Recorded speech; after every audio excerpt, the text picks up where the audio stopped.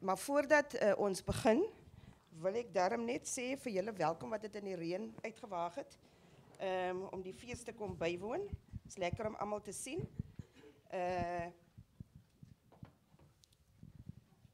Ons het 'n lekker gesprek wat ons kan hê. Maar voor ons begin, ek het 'n paar dae gelede, voor ek hulle voorstel, wil ek dit sê. Iets gesê oor beginsel iets. En toe het ek iemand se naam per ongeluk genoem en toe het die hele gesprek gederail en gegaan oor die verkeerde persoon wie ek nou aangehaal het, want mens mag nie met sekere of oor sekere mense praat nie. So ek het nou gisterand lank gelê en dink oor die drie van hulle. Is daar 'n skelet in hulle verlede wat hulle nie opgehaal het nie? Mag ons praat, mag ek iets sê, het ek al ooit in my verlede iets gedoen, waaroor ek nou moet skaam wees, en nou kan ek hier wees nie. En toe het ek nou niks op hulle gekry, wat ek nou nie van weet nie, of nie gekry het nie, niemand was Israel toe nie, almal is pro-Palestina, almal eet Suid-Afrikaanse kos, so hulle is fine, soos hulle hier op die verhoog sit. Asanda, I just have to say, I understand us, I don't understand her language, but for the sake of today, I will address in English, and if she understands Afrikaans, she understands my language, and then she will answer in English. So, nie maar hulle is onskuldig soos hulle hier sit. Dit is Ilse. Ilse, ek is al oud. Sy, want daar is nog 'n Ilse Salzwedel en 'n Ilse Hess en 'n Ilse almal. Ilse Roggeman ken ek nou al vir lankal. Ons het saam gewerk by Media 24 in dieselfde gebou baie jare gelede. Ilse is 'n passievolle mens oor die kunste. As daar 'n kunstefees of 'n ding is, dan sal sy altyd vir my sê, jong, ons hierdie land het daarom baie talent. Jy moet die een gaan kyk en daai een gaan kyk en hierdie een gaan kyk. Ons kan so baie doen in hierdie land as ons net kyk na die wonderlike talent en dit nurture, soos wat ons vorentoe gaan. Sy is ook, ons is onder andere al 4 van ons is wat hier sit en ek sien in die gehoor ook. Daar is 'n groep met die naam van die Food Fairies, wat gedurende die Grendeltyd gebore is op Facebook. En uit daai boek uit is gebore hierdie boek aan hierdie kant, die Lockdown Recipe Storytelling boek. Daar's van julle in die gehoor, welkom. Hulle is al 4 lede, so hulle weet waaroor ons gaan praat. Langs aan haar is Fraser Berry, hy is daar van Kleinmond, die dorpie net langs aan my. Hy het ook nou hier aangejaag gekom uit die verkeer uit. Fraser is 'n community activist. Hy is net soos Ilse passievol oor die kunste en oor die nurturing van talent. Ek sien hy het nou 'n kunstklub, akteursklub, sportklub ding daar in Kleinmond begin en hy is 'n besige man om talent te ontgin. Asanda, I've also known for the longest time. Asanda was a lecturer when I was also at Pentec, it was still called at the time. I was in the Skakelwese department, and Asanda was in the journalism department, and that's where I know her from. We used to go to many rallies together. She's also a political commentator on our television stations. And if you don't stop her from talking, she's going to talk the whole time. So we're going to keep her to 3 minutes today. My naam is Ingrid Jones. Daar's 'n foto, ek lyk nie met dieselfde nie, maar is okay. Hy foto is al 30 jaar oud, maar ek dink ek lyk nie te sleg op hy foto nie, so hulle moet maar daai ene hou. So terug na vandag se gesprek toe, dankie julle. Ek wil net gou lees wat hulle sê ons oor moet praat. Wat verklap ons resepte van wie ons is en waar ons vandaan kom? Hoe vind ons troos in die kosse wat ons vir mekaar opdis? Ek het blykbaar verskeie mense uitgenooi om hulle grootword jare se kosstories in te stuur. En so het 'n boek ontstaan, dis die een aan die ander kant ook vandag, dit is verlede jaar uitgebring, Our Stories Hold Our Cure. So wat kan ons leer uit kosstories uit? My verstaan van die 2 boeke is dat sonder om na die geskiedenis van Suid-Afrika te kyk, ek hoef jou nie te vertel wat hierdie land deur gegaan het nie. As jy die stories in hierdie 2 boeke lees, van wat mense oor hulle kom vandaan sê, dan kan jy vir jou eie aflei waarvan ons kom en hoe ons hier beland het. Boontjie Brady is 'n verskillende ding vir verskillende mense. Maar ja, ek gaan nou nie ook die hele tyd praat nie. Ilse, is kos regtig so 'n belangrike faktor in 'n land soos Suid-Afrika? En ek vra dit nou met 'n diepe ondergang, want ons kom van boeke af soos wat is hy aanvanklike boek wat ons almal het wat die blaaie nog van geel is? Kook en geniet. Sy kook en geniet. En hier is nou met 'n heeltemal 'n ander, meer inklusiewe kyk na kos. Wat is jou opinie? Weet jy, ek dink Suid-Afrika het een van die interessantste kosgeskiedenisse as gevolg van die invloede wat van oral afgekom het. Daar's eerstens die Afrika, dan die Malay, die Indiërs wat gekom het met die speserye, die Franse wat gekom het met die skilverkorsdeeg, die Portugese wat gekom het met vis en die melkpap. Pieter Veldsmann het mos gesê dat die melktert, soos dat ons vandag ken, is een van die interessantste Suid-Afrikaanse geregte, want omtrent elke element in 'n melktert kom van 'n ander plek af. En so boonbehalwe al hierdie invloede wat ons het van oral af, is ons 'n nasie, en ek dink as gevolg van die weer, is ons 'n nasie wat kuier om kos. Funksies word gereël om kos. Elke groep in die land het byvoorbeeld begrafniskos. Daar's spesifieke goed wat by begrafnis geëet word. Of jy nou 'n driehoekie eiermayonaise broodjie in NG Kerk sal eet, en of jy biryani eet, en of jy almal van ons het dit. En dan is ons natuurlik verskriklik geseën met die oorvloed van bestanddele wat ons het. Ons het al die vleis, ons het al die vis, ons het al die groente, ons het die vrugte, ons het die mielies, ons het die koring, ons het alles, ons het nie 'n tekort nie. En ek dink al daai elemente maak van Suid-Afrika 'n fantastiese kosbestemming. Fraser, jy is 'n man wat 'n bossie ken. Ek hoop so. Ek praat nou nie van die groen bossie nie, ek praat van die ander bossies.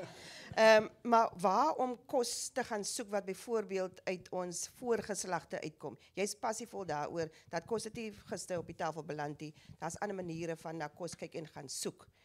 Waar kom daai belangstelling van jou vandaan en hoekom voel jy so sterk daaroor dat ons dit nie uit die algemene raamwerk uit kan verwyder nie?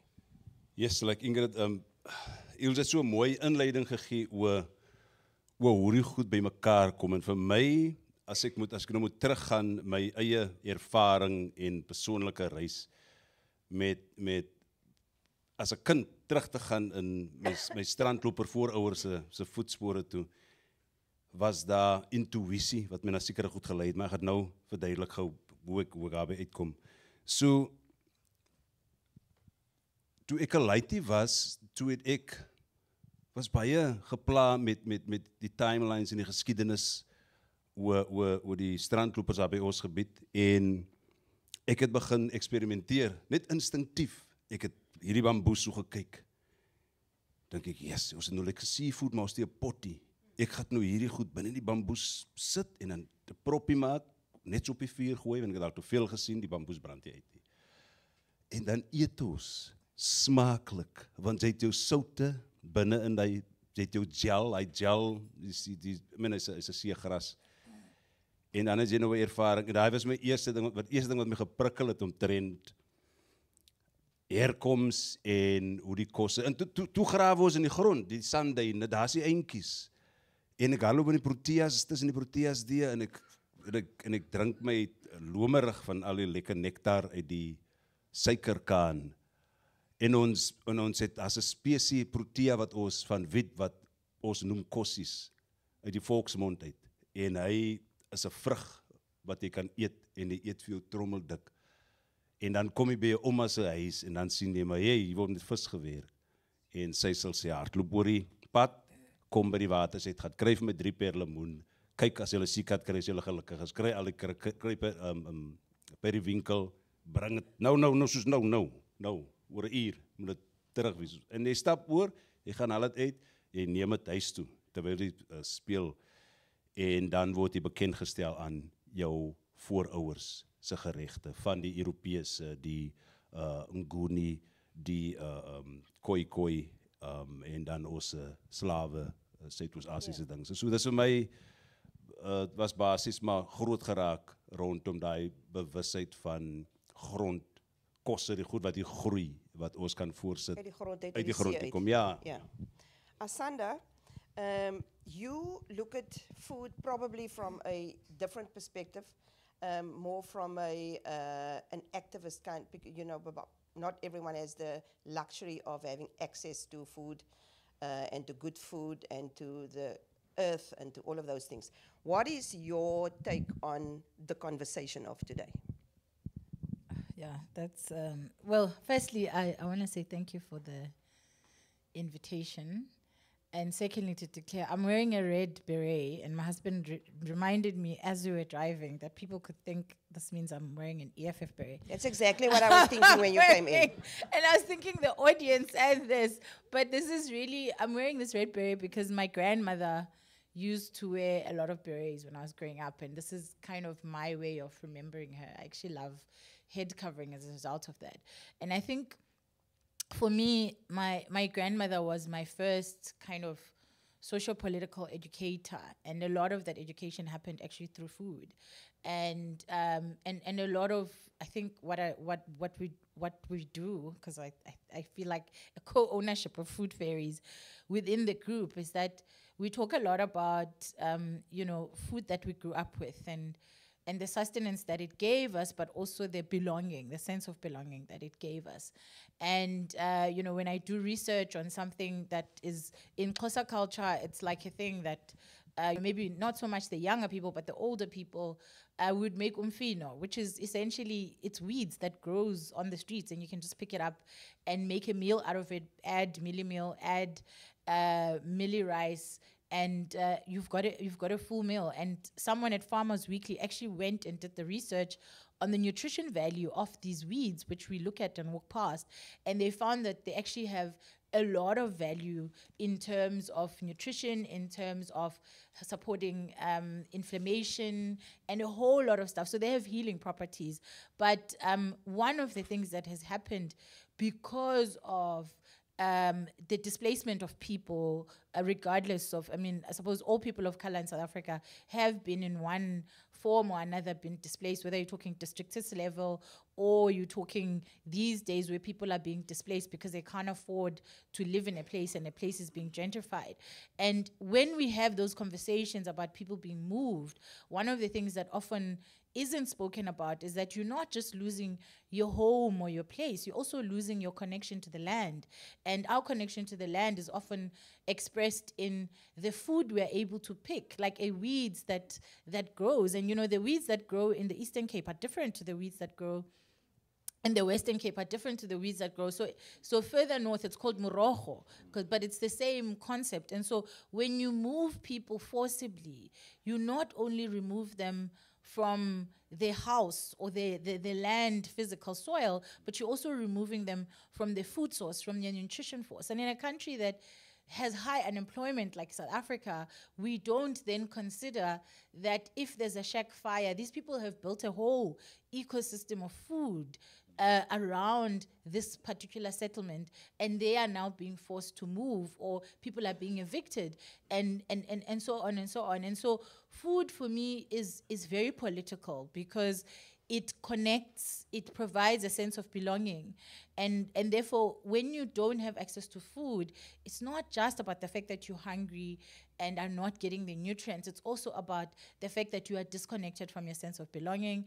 And a lot of what happens even with urbanization, so the move of people from rural areas to urban areas, is that people are being cut off from the nutritionally dense but cheap and easily available foods. And so we have malnutrition in this country in some ways, I would say, where we shouldn't have, because there's weeds that we can eat, but people don't know that these are weeds and that they're good for you. They just think like it's what my grandmother used to make. It's a sign of poverty. And even the very people who should be holding those things dearly are not. And so a lot of my work is also about kind of trying to get people to understand the value and the cultural heritage of food. And it's part of what I wrote about in Our Stories Hold the Cure book. Okay, hulle is baie slim hoor. Ja, ek moet nou in tune nou met wat gesê. Ilse, jy hou van kook. Jy's 'n passievolle kok. Wel. Jy's 'n passievolle kok. Gegeewe wat Asanda sê van, jy weet, food poverty, mense afsny van die ding. Ons gaan winkel toe, dan koop ons arbeie, maar dit is nie in seisoen nie. Is nie seisoonaal in Suid-Afrika nie. Jy moet dit nou invoer van 'n ander land af. Ek kan nou nie vir jou so 'n curveball gooi nie, maar gegeewe die seisonaliteit van kos en access toe. Want as 'n mens mos nou iets post, dan sê mense, daar's arme mense in die land. Jy kan nie jou Sondagbout sommer net so opsit nie. Hoe moet 'n mens te werke gaan met hierdie politieke ding? Jy hou van kook, jy wil wys wat jy gekook het, maar jy weet daar's ander dinge wat weet jy, ek wil vir jou dis 2 antwoorde van my kant af. Daai ding van die skaapbout op Sondag, die foto, en ek het hoeka Sondag 'n foto gehad van 'n skaapbout op Instagram en op Facebook. Bygesê ek dis 'n skaapbout wat ek gekry het van 'n vriend wat vleis uit Namibië uitkry, so ek het hom nie betaal nie, maar ek het hom gaar gemaak. Maar ek het so tyd gelede, en veral daar in lockdown, wat jy, ek weet nie of julle ook julle vrieskaste leeg gekook het nie, want jy's by die huis en dan begin jy nou net, en dan as jy weer sien, dan eet jy seer tuna vir Woensdag lunch, weet ek, soos in goed wat jy nie andersins sal doen nie. Maar ek vreeslik gewroeg, want ek kan so vroeg. Want ek is eintlik 'n vreeslike sosialis maar en ek glo almal moet gelyk hê en so aan. So ek het vreeslik gewroeg oor, kan jy wys dat jy 'n bout in jou yskas het? Kan jy wys dat jy wyn het? Kan jy wys dat jy kos het om te eet, dat daar nie 'n tekort is nie? En toe het ek dit vir myself uitgemaak dat ja, jy kan. Jy moet dit nie oordadig en in mense se gesigte doen nie, maar jou lewe stop nie. En dis nie asof ek Franse champagne gedrink het en kaviaar geëet het nie, dit was maar net gewone goed. So dis die een deel van die vraag, maar ek is baie sensitief daaroor. Ek sal nie sommer net oordadig gaan nie. Jy weet, ek kan byvoorbeeld, ek is een van daai mense, en daar's verskriklik baie restaurante in die Kaap, waar dit R3000 per persoon kos, en dan kry jy 6 klein bordjies kos en 'n glas bubbly. Ek verstaan dit nie. Jy weet, en dan ryf mense daaroor, dan sê hulle, dit is fantasties en dit is wonderlike. En dan dink ek net, as ek R2000 het, kan ek vir 10 mense ontsettend lekker kos gee. En ek kan nog vir my ma 'n paar bakkies van vrieskas vat, en ja, maar in elk geval. So dis die een deel van die vraag. En dan die tweede deel van die arbeie, en dis 'n ding wat Herman Lensing en Irida de Tooy nogals half, ek het dit die hele tyd gedoen, maar hulle het dit half deurgedruk. Ek koop nie eers lemoene voor seisoen nie. Ek check waar dit vandaan kom. Ek koop waaragtig nie 'n avokado peer van Argentinië af nie. Want hy het dan te ver getravel om hier te kom. En ek het die ander dag met 'n sakkie lemoene in my hand gestaan en gedink, "Jessie, dis net nog te duur. Ek gaan wag vir die seisoen of ek gaan dat ek en Zak oor 'n maand Epping toe ry en daar te gaan koop." So ek probeer bly by wat in seisoen is. Wat mens kan koop, wat van hier afkom. Die mark, die Oranje Zicht mark, is mens dink dit is duur, maar dit is nie so duur nie, en daai goed hou vir ewig, want is organies. So ek koop in seisoen. Ek sal nie sommer, as ek ietsie wil maak, en dit het argumente onthaal, want eiwys mos altyd die een ding wat mense oor praat, en dit het eiwys nodig, dan sê ek net nee, ek sal wag vir die winter, dan sal ek dit maak, as eiwys op die rak is. Okay. Ek was ek dink aan die einde van verlede jaar of vroeg in hierdie jaar Aniston toe. En ons stop toe op Bredasdorp, en daar is nou 'n winkel wat lyk asof dit die plattelandse weergawe van Food Lovers is. En gaan toe nou in, en ek het eintlik ingegaan om iets te koop, maar almal is die winkel in, ek dink ek moet seker ook maar ietsie koop. Ek het toe 'n hele boksie avokado's gekoop, nee, was seker so 12 in, en ek het R50 betaal. Waar het hulle avocados gekry? Hier in die stad is dit R50 vir een avocado. Anyway, na die platteland toe. Kan ek gou want ek is bang ek vergeet dit. So tyd gelede toe dit nou begin sleg gaan dit met die ekonomie en die mense het begin sente omdraai oor goed. Was een van die artikels wat ek raak gelees het is dat hoenderlewertjies was vir baie lank baie goedkoop. En is 'n baie goeie bron van proteïene. Ek het 'n fantastiese resep vir 'n hoenderlewer wat jy daar kom onder andere tomatiepuree en appelkoeskonfyt en currypoeier in. Moenie laat dit julle afsit nie, dis ontsettend lekker. So dis nie 'n duur resep nie, ek kry room by. Room is omtrent die duurste ding.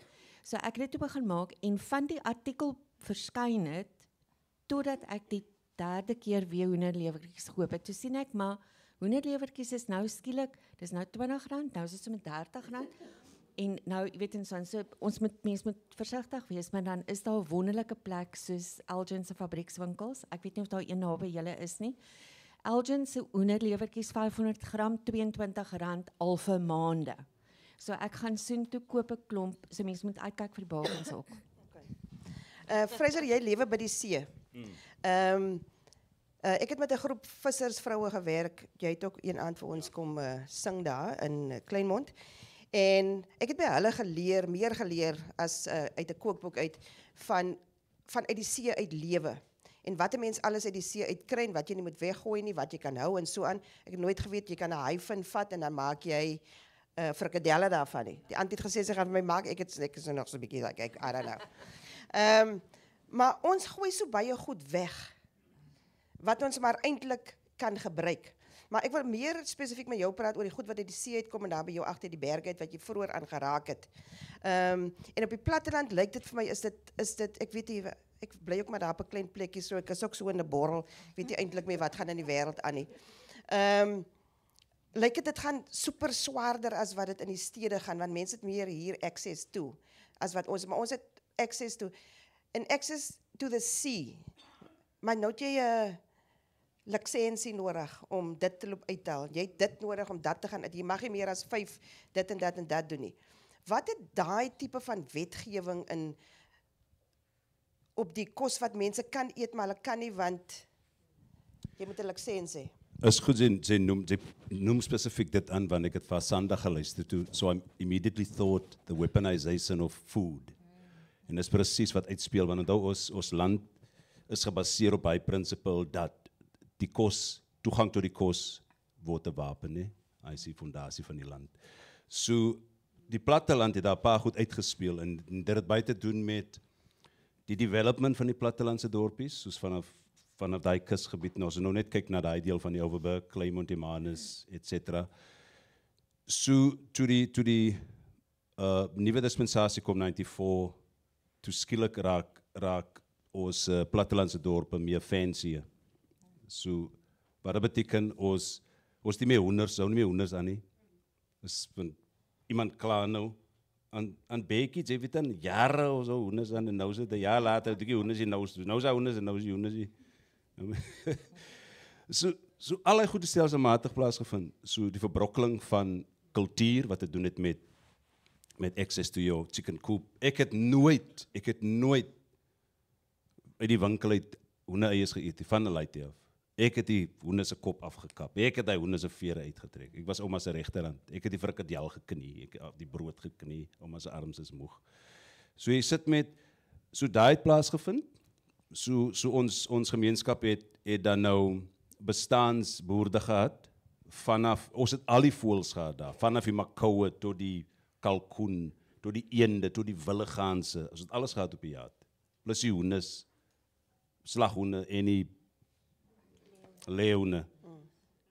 Farmer Brown se mense. Okay. So nou sit jy met daai verbrokkeling van daai bylaws wat nou inkom vir brokkelei gemeenskap se bestaan. Ons toegang tot vars kos van is uit die grond uit. Dit is van boontjies, ertjies, pampoen, allei goed groei. Dit was 'n normale kultuur. En toe kom die blikkies kos en toe neek die blikkies kos alles op. Jy weet, dit is almoes like 'n stedelike ding wat daar reeds in die stede van ons gaan op lang reise of ons dit was 'n stedelike ding. Platteland eet ons uit die boom uit, ons eet uit die grond uit. Ons gaan seewater toe. En ek weet in die 90s toe reeds net so voor weer eens net so voor apartheid, ek dink die Afrikaanse NP regering het destyds gedink, okay, kom ons probeer nog 'n laaste geweer afskiet na die breinvissersgemeenskap. Deur hy laat ons seker maak hulle bly waar hulle is, want dit was nou die plan gewees. Toe het hulle die basies ruimte oopgemaak en die Chinese het destyds al ingekom en groot companies het miljoene rand in die 80s vir ons mense se neuse geswaai. Hulle regte tot die bron verloor met geen opvoeding. Meeste van ons ooms kon nie lees en skryf nie. Het net 'n geharde visserman. Hier is 'n miljoen rand. Dit klink na klomp geld as jy nou moet kyk na vandag is dit omtrent seker 20 tot 30 miljoen rand wat iemand kry. Maar daar's nie een fabriek gevestig hier die vissersgemeenskap hier. Voedselsekuriteit het getaan want die fabrieke wat nou moet gee aan die Chinese en wie ook al by ons viswaters is, die toegang tot die waters, die bron raak minder, jy moet betaal, die reggesem betaal. So dit affekteer die gemeenskap en dan wat dan ook dan verder aan gebeur, omdat jy al die pad self gedoen het, weet jy nie meer om self te doen nie. En skielik sit jy met 'n verlamde gemeenskap en dit is in die meeste van die plattelandse dorpe is daar, want die bron raak dan nou 'n bron wat jy raak dan nou 'n poutser in plaas van jou kulturele reg tot hoe jy as jy net uithaal nie, ons was nooit altyd berisp, jy mag nie ondersys uithaal nie, van kinds af, ons het nooit dit gedoen nie. So die mense by die kus het hulle kultuur verloor. En die prys wat ons nou betaal, ons sit met food security. En jy het gedink ons kon praat net oor kos, né? Nou is ons diep. Diversity is a big thing for you, I mean for all of us. So when we talk about food and the writing of books, for example, do we have enough diversity in that? And if we don't have, what's the oplossing? No, that's fine. My Afrikaans teacher will be very proud of me because I'm following the conversation. And I keep telling my kids to learn the Afrikaans, so I'm hoping they're getting some inspiration from seeing me here. So, I mean, I think that, as we were talking, I was just thinking about chicken and how, like, I'm so proud of, Woolworths, for example, because they've got Tumlekwa, they've got tripe, they've got, like all kinds of food, South African and global. And they've done this thing which I've always complained about, that like there isn't a normalization of food from the place where you are. So I feel like I should be able to get umlekwa or tripe or umfino or whatever wherever I am in this country, because I am a person of this country and my food should be as dominant as all other kinds of food in this country. And I think that I say that to say that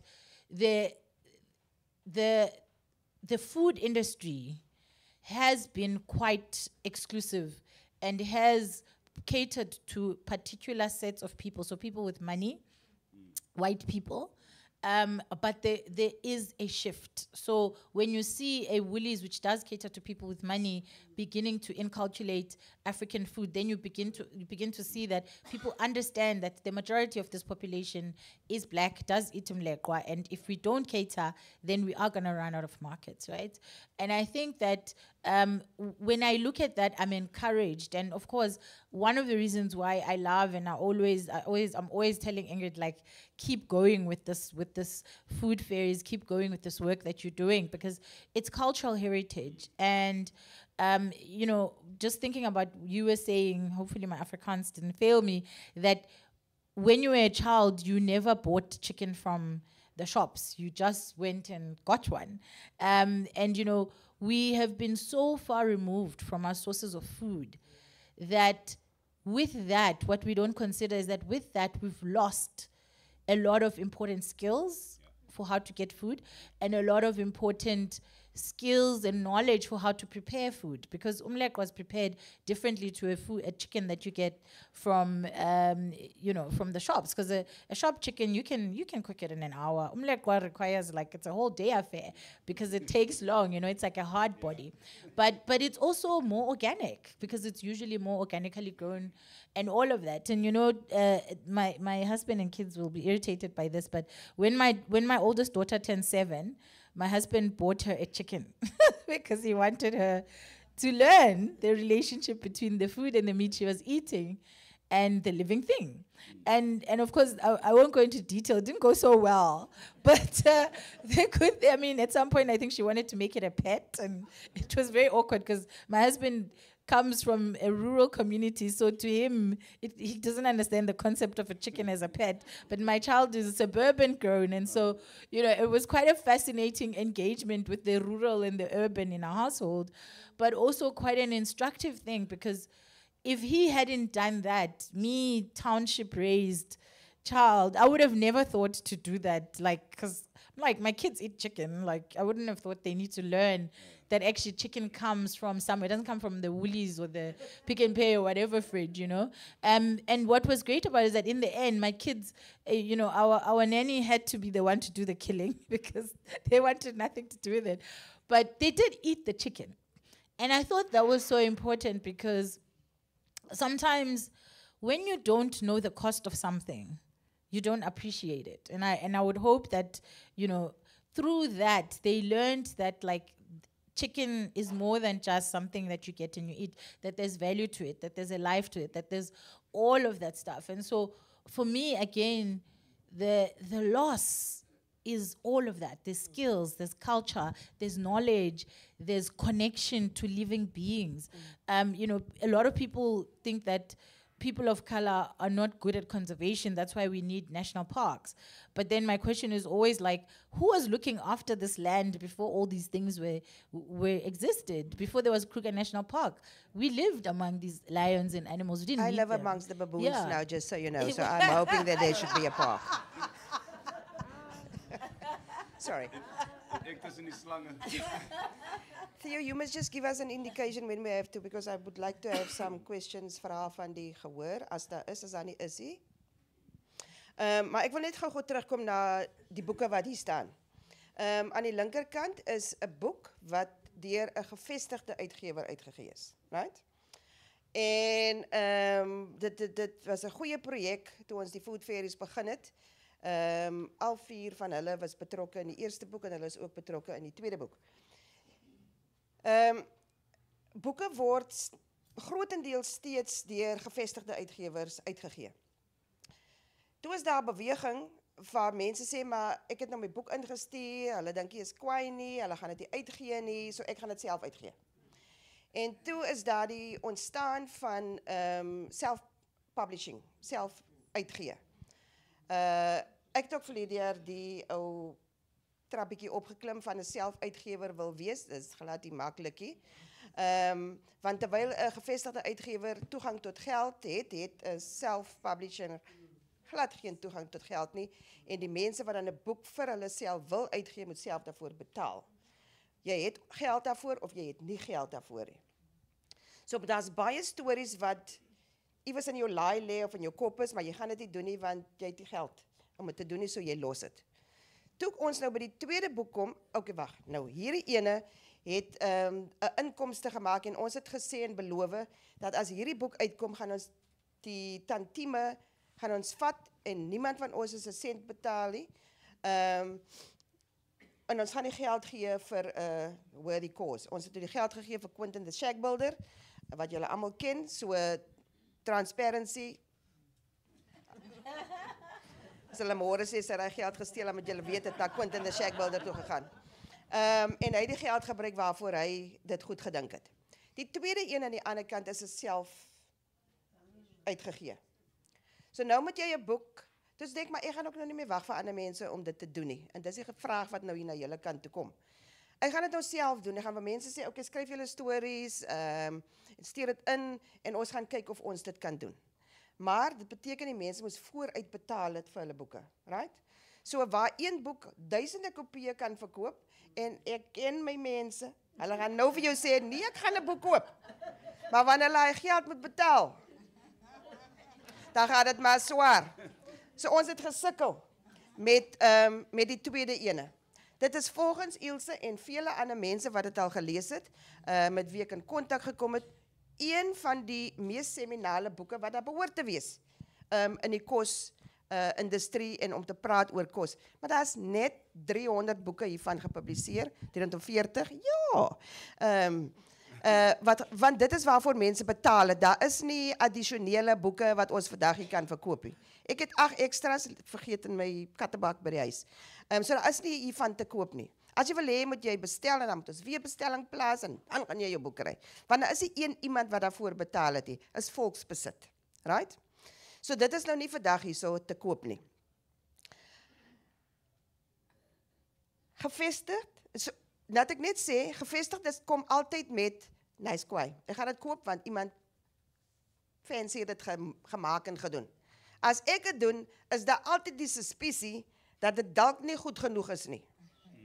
En ek moet ook sê, nie alle self uitgegeede boeke is gecrosscheckie, ek het al spelfoute en dan sê ek, nee meneer, ek gaan dit nie koop net omdat jy dit geskryf het, ek gaan dit nie koop nie. Want ek wil nie dit aan jou doen deur, I need to buy something out of guilt nie. Nee. Geef vir my net so 'n goeie produk. En dit is waaraan sommige selfpublikasiemodelle nog moet werk, volgens my. So quote my maar hieroor en stenig my maar môre.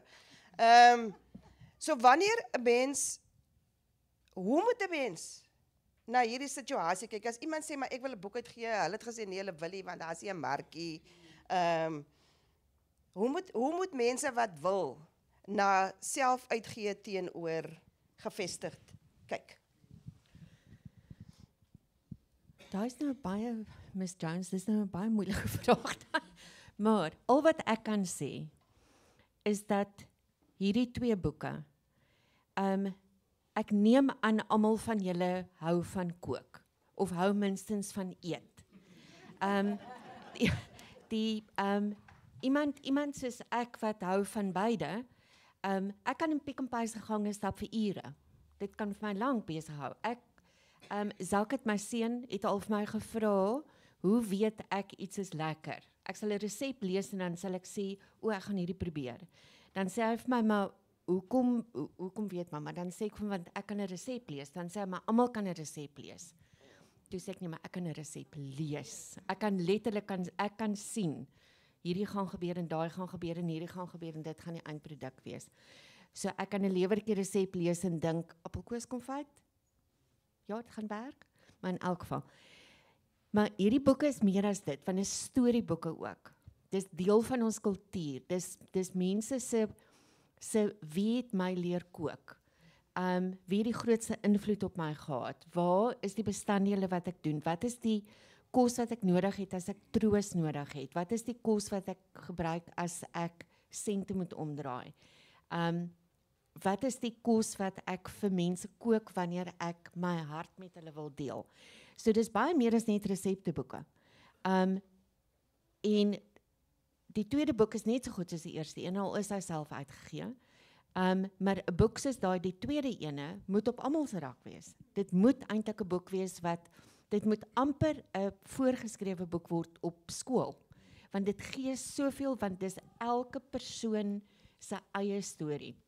Want Ingrid het nou nie vertel, want Ingrid is die redakteur van Food Fairies, en sy skryf elke oggend, groet sy vir ons en sê, goeiemôre, vandag wys ek vir julle mooi teekoppies, of wanneer laas het julle by high tea, of kyk hier soos bladjan, noem julle dit chutney of so, allerlei verskillende stories. Toe op 'n stadium toe sê sy wil gasredakteurs aanstel, dat jy met vir 5 dae moet jy die briefies skryf vir elke oggend. En dis waar daai boek vandaan kom. So dis 65 skrywers, wat vir 65 weke, 5 dae geskryf het. Hulle storie oor kos. Waar kom my verhouding met kos vandaan? En soos ek sê, dit gaan oor kos, maar dit gaan oor soveel meer. Dit gaan oor, waar is ons nou in 2025? Hoe praat ons met mekaar? Luister ons regtig vir mekaar? Verstaan ons as iemand sê, dat iemand kan kos maak uit wat ons sien as onkruid? Verstaan ons as iemand sê, ek kan vir jou frikadel maak met 'n haifin. Ek kan vir jou beloof, iemand wat in Koppies bly, gaan nie daai frikadel eet nie. Want dit gaan net vir hulle volks, maar hulle gaan leer daarvan. So dis hoekom sulke boeke vir my belangrik is. Okay. Nee, jy het goed geantwoord. Fraser. Ja, Ilse, ek luister so mooi na jou, ek vergeet skoon wat die vraag is. Ja. Nee, weet jy, hierdie idee van dokumentering, ek kan nou regtig sê, weer eens die geskiedenis, omdat die geskiedenis baie, meeste van die mense met kleur uitgeskryf het, en die stories uitgeskryf het, en het die goed verlore gegaan, man. Jy weet, baie kere het dinge gebeur soos kos wat in 'n kombuis plaasgevind het wat nou skielik 'n ander naam by het. Jy weet, wat die oorspronklik die persoon wat gekook het en die kultuur wat gekook het, dit behoort nie eens in hulle kulturele skat, dit word nie so gesien nie. En baie van hierdie goed raak verlore en ek dink die eenvoudigste manier van dokumentering en om seker te maak jy kry jou storie daar buite is maar net om te begin. Sien elke want ek dink in die vir brein, ons het boerekos, maar ons het nie breinkos nie. Dit is 'n snaakse ding om te, om so daaraan te dink. Nee, is kwyt, want daar dinge plaasgevind daar. Die boerekos is, as 9 is dit as boerekos, maar dis, sorry man, hier is klomp ander goed wat gebeur het voor het boerekos geraak het. En ek dink, so as 'n hele interessante goed wat kan gediskus word en unpack word rondom kos, daar is nog verlore geskiedenis en sommige mense het dit ingevul, maar ek dink as nog baie om ingevul te word, so vir my toe sy vir my vra, net om dan nou 'n voorbeeld te maak van die vraag, so toe sy vir my vra om redakteur te wees en om te skryf, toe ek al reeds, baie van die stories het ek reeds opgeteken vir myself. Okay. En so jy kan nie eers gereed wees vir uitgewer of vir jouself as jy nie begin skryf nie. Dis so eenvoudig soos dit sit neer, skryf. So ek dokumenteer gereeld agter film, one-on-one interviews vir radio, vir TV, vir publikasies.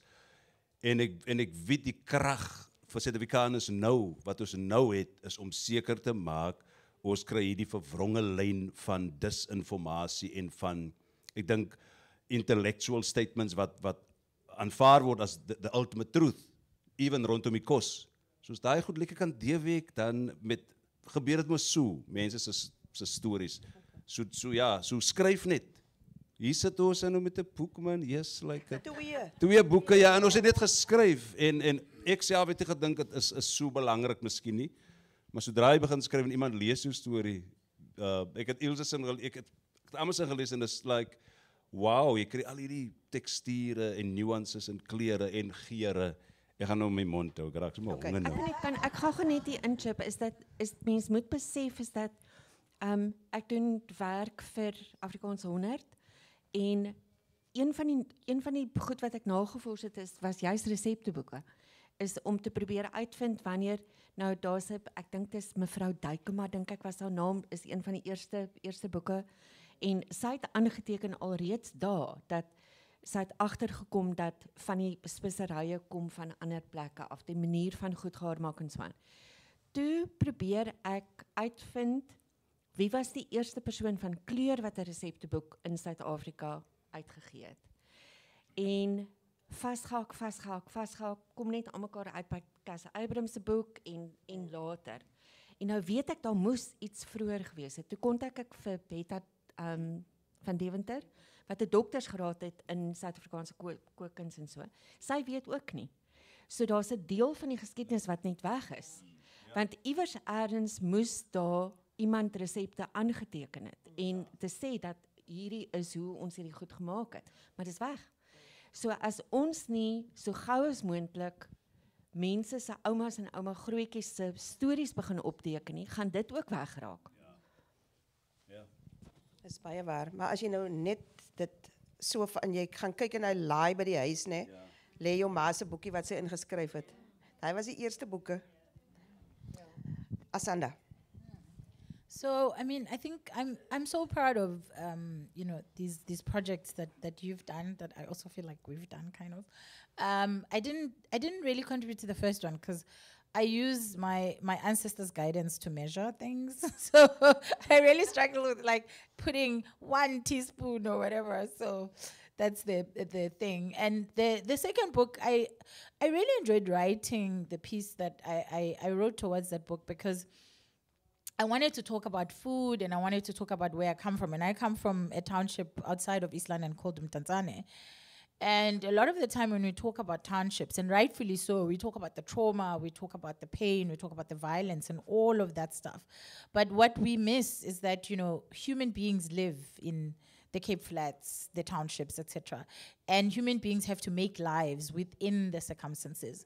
And so as a child growing up in apartheid, I also lived in a township, and I had to make a life like everybody else. And one piece I focus on of my life is kind of the first 10 years of my life, where back then, townships still, or at least where I was, there were like forests between. So I come from Unit 8, but Unit 1, 2, 3, whatever, they were divided by forests. Before we had informal settlements anywhere there's empty land, they were divided by forests. And I actually, because I grew up close to, like on the edge of the township, we used to go to the forest and would literally spend the day in the forest.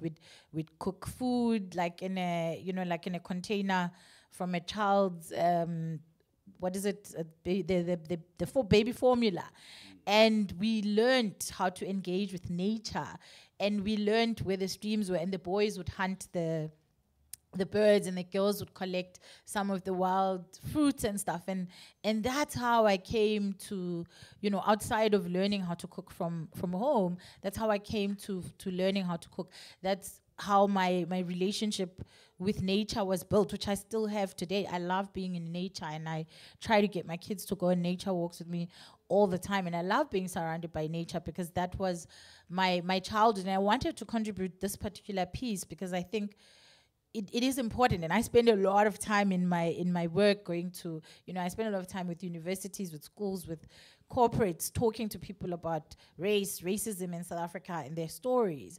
And there's a lot of pain. But one thing I notice is that there's a lot of joy, there's a lot of beauty, there's a lot of uniqueness in all of our stories. And, you know, people talk about the diversity of South Africa as this thing that's out there. And they forget that as South Africans, we like a creolized nation, okay? Within us lives diversity. The people of the north of South Africa, whether you're talking Limpopo, Gauteng, they eat acha. Acha, where does it come from? It comes from, it's India. It's mangoes and curry. You talk to people about Durban, they'll talk to you about having made ukari, which is essentially an Africanized version of some or other biryani or curry that they would have had. You know, people grew up in families where there are Muslims and Hindus in the same family. We have families that have Xhosa people, colored people, white people, and all the range. And so often when we talk about and when we think about us and what it means to be South Africa, we do this weird thing where we know our own stories. We know the diversity of our own stories. We know the complexity of our own stories.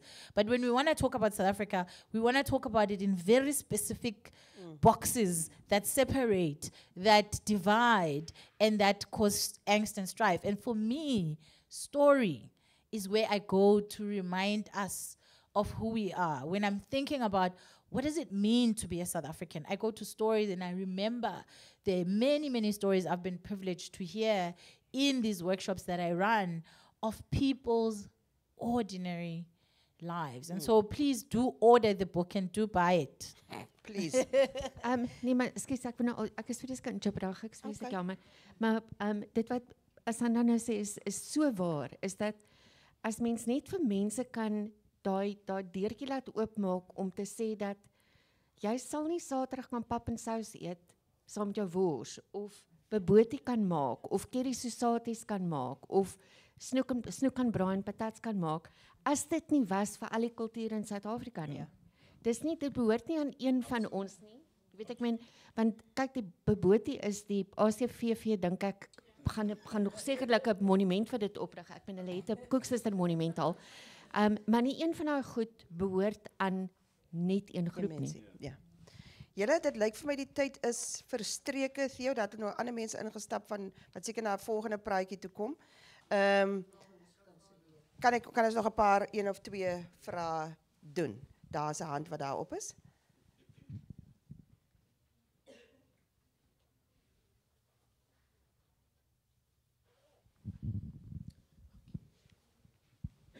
Dankie. Daar's baie vooroordeel teen tradisionele kosse in die platteland veral. Wat maak jy om die gebruik daarvan of die hergebruik daarvan weer te bevorder? Kyk jy na iemand spesifiek? Ja, die Asanda. man voor my. O, is dit Fraser? Ja, dis is 'n baie goeie vraag. Ons kan nie die groot mense red nie. Vir hulle is dit net 'n experience. It's like, okay, gee vir my 'n tot van die boegoe of dat ek 'n stukkie Peru. Maar die kinders is waar die inquisitiveness lê. Dis waar die nuuskierigheid is. En dis hoekom ek daai passie het, want dit was gestimuleer deur volwasse mense. So die kinders, ons het 'n program in Kleinmond waar ons werk met die omgewingsopvoeding, waar ons kinders vanaf 8 of so jonk soos 5, maar vanaf 8 tot omtrent so 13 vat, en dan nadat is hulle mos nou in die hoërskool, maar dan neem hulle 'n ander mentorskaprol in, maar daai groep, en ons leer vir hulle omtrent daai goed. So ons kan nie die groot mense help nie, ek is jammer. Maar die kinders is daar, hulle is ons toekoms.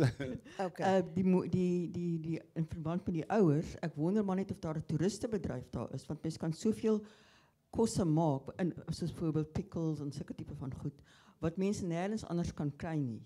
En ek dink as dit weer gesien word as 'n gesogte item deur die toeriste, is dit dalk 'n kans met die ouers. Ja, ek wil net vlugtig vinnig daarop antwoord. Daai goed is alles reg en is waar en daar's hoop geleenthede, maar ek dink in die socio-economic context in bruin en swart gemeenskappe, there's never been development for the purpose of for us having businesses. So daar's klomp geleenthede, maar ek dink local municipal structures moet begin kyk, okay, there's a piece of land over there, there's a piece of land over there. So ek is gelukkig betrokke daar, ek maak omtrent 4 in Kleinmond, laat ons, want die spatial development is ook 'n aspek, so hierdie goed trikkel van hoog af in het effek klein gemeenskapies en so voort, so ja. Okay. Nog 'n vraag? Hier is een en daar's een. Is dit meneer Boesak wat hier sit as hy?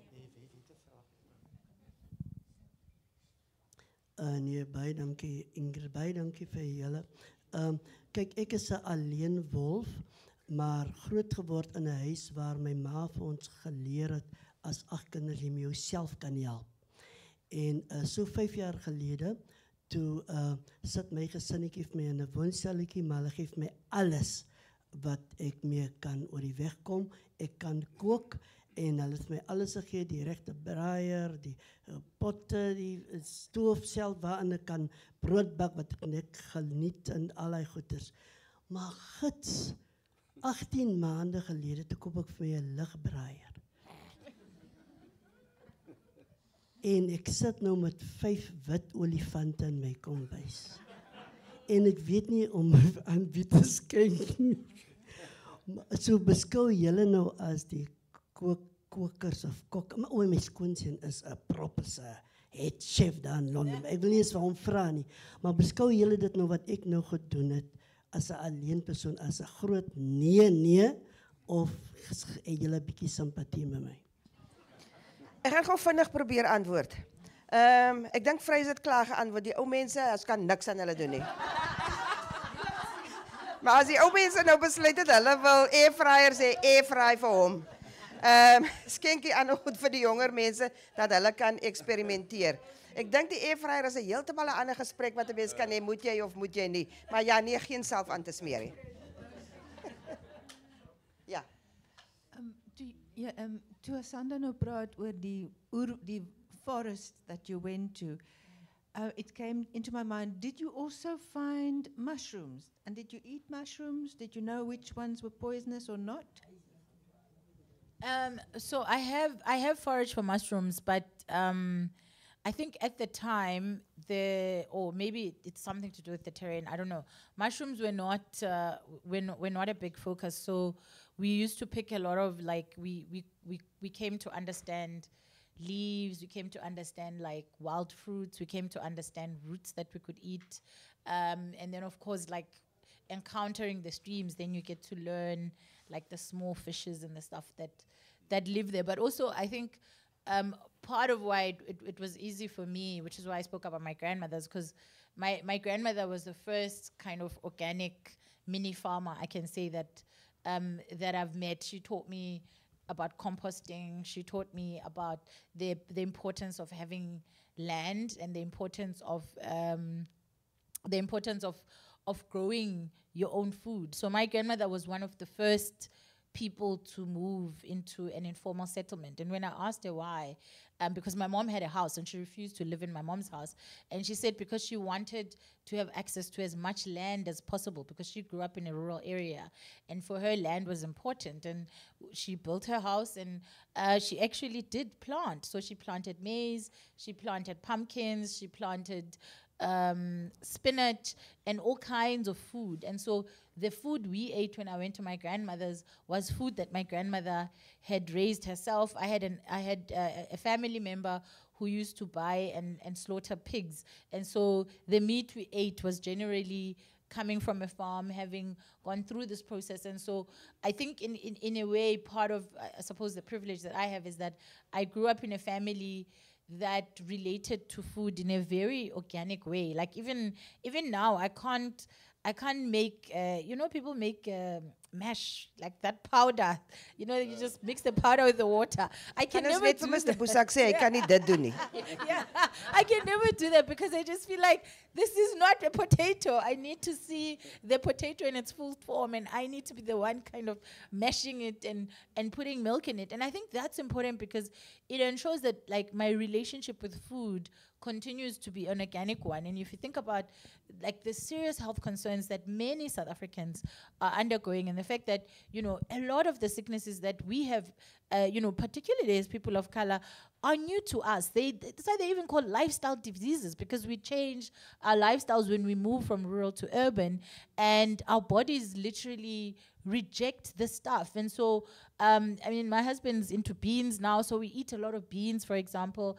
And I'm constantly trying to figure out how do we inculculate into our diet as a family healthier food. So not healthier like salad, sorry. Can't do salad, but healthier like a poke bowl, or healthier like how do we bring more greens, how do we find different sources of protein, and that kind of thing. And for me, one of my biggest heartbreaks in South Africa is that because we no longer live in multiple generation households, and someone is from the Eastern Cape but they're in the Western Cape, and so on and so on. We've lost that link and that ability to be able to pass on knowledge, and so people are completely getting disconnected from food and food knowledge. But also people are they may have a little bit of money to buy food, but then they buy the wrong food because they don't understand that food is about nutritional value, and it's about making sure that the less processed the food, the better. And unfortunately, over-processed food is way cheaper, and we've done this thing where we've made organic food expensive, which means we are really like killing and making sick poor people because... Asanda, I'm trying to... Okay, this is the thing about Asanda. If you must listen for the stop sign, but then she's already and then you're like, okay. Sorry, because I just know we're running out of time, and there's one more question over here, but that is a very important...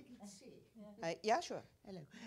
Ek wil net sê, ek dink tog ons moet bietjie om ons rondkyk. Jy praat van die kinders gaan vergeet hoe lyk die ou tydse kos. Meer en meer restaurante bedien ou tradisionele kos nou se dae. As jy dink aan, ons het net nou gepraat van ou skryf, van watter jare af het ons al curryvis in blikkies. Ja. Dit moes gewees het voor Kers haar se boek uitgekom het. Was dit al in blikkies. Nou kry ons samp en bone, 'n absoluut tradisionele Transkei kos in blikkies. So ons maar ons oë oopmaak. Daar is baie tradisionele kos in die restaurante.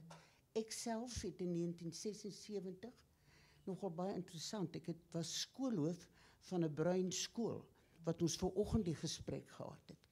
En ek het dit bedank omdat ek het tradisioneel, ek het die vorige ek het in Europa geleer wat jy kan doen met tradisionele kos. En ek het op Swellendam die eerste restaurant oopgemaak. Dat was voor die tyd Keffies met sy naam was die Kaapse Kombuis en dit was net tradisionele kos in 76.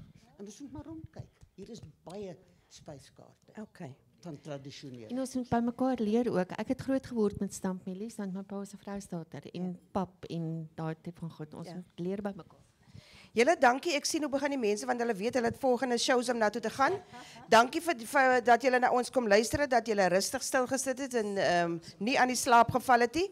En gaan na al die ander produksies toe wat daar nog is. Koop die boek, hy is beskikbaar daar binne. En die ander een moet jy maar jou naam op 'n lys sit om dit te bestel. Baie dankie.